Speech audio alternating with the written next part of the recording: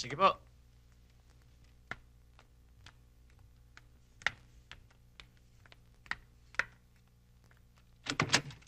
Oh, Mama! Victor, bakit hindi mo sinabi sa akin darating ka? Di sana sinalubong kita? Si Dolly, ma. Ba hindi man lang tumatawag sa akin yun, Hindi sumusulat. Ano ba nangyayari sa inyo rito?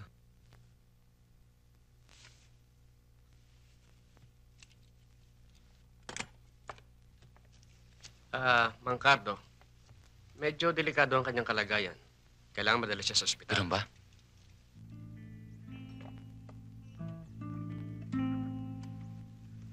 Maraming salamat, Doktor. Oo, tumawag ka lang.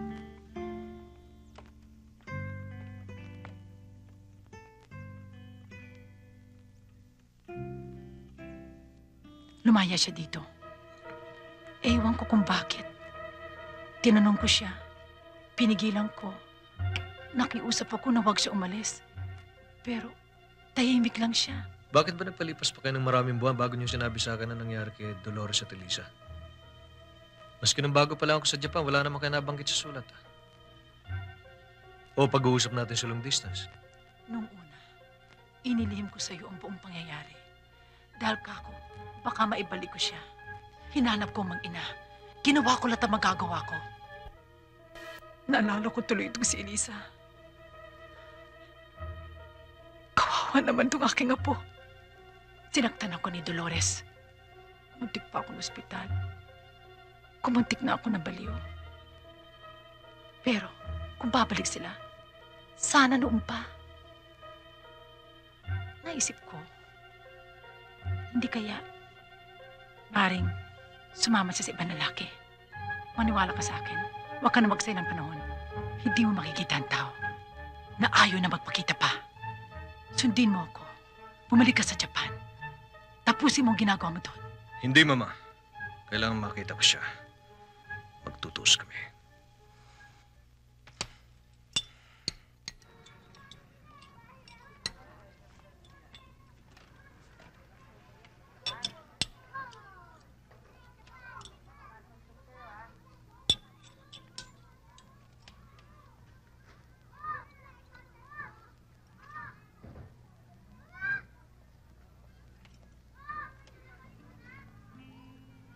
Elisa, anak, kung ano't ano man, magpapakabait ka, ha? Tandaan mo, paglabas mo sa mundong ito, maging matatag ka sana at matapang. Huwag kang tumulad sa akin. Mahina at marupok.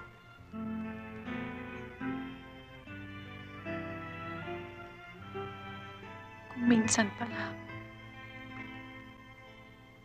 ang tao kailangan lumaban din at maging matapang.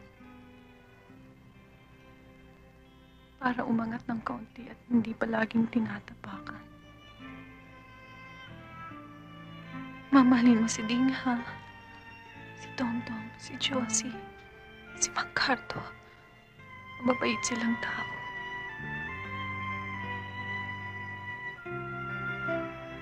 Si Aling Rosie, huwag mo siyang kalilimutan.